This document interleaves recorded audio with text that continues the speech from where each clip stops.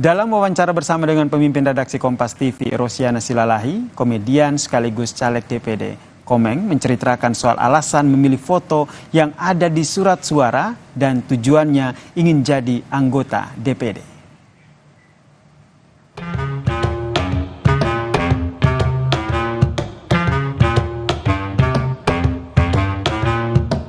Iseng-iseng nungguin tuh saya foto-foto.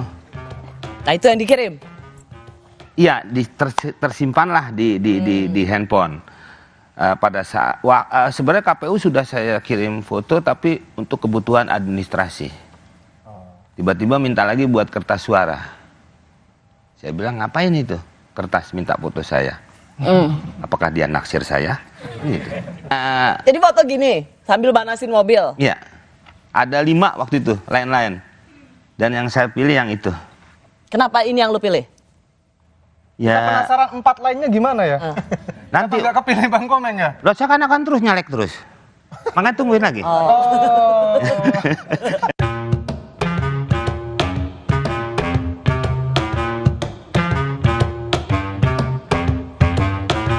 Nah dari situ berarti itu bukan tulisan saya, tapi banyak yang tidak tahu.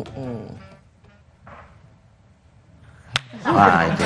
Jadi seolah-olah saya yang menulis dan bukan padahal kan. Padahal bukan. Jadi di sini Komeng mau klarifikasi bahwa surat Komeng untuk PS itu bukan ditulis oleh saudara Komeng. Enggak, saudara saya enggak di rumah.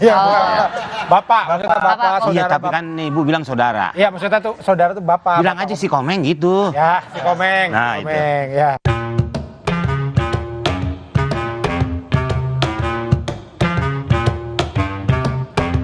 Tujuannya untuk membuat rakyat bahagia. Kita sekarang jujur-jujuran aja.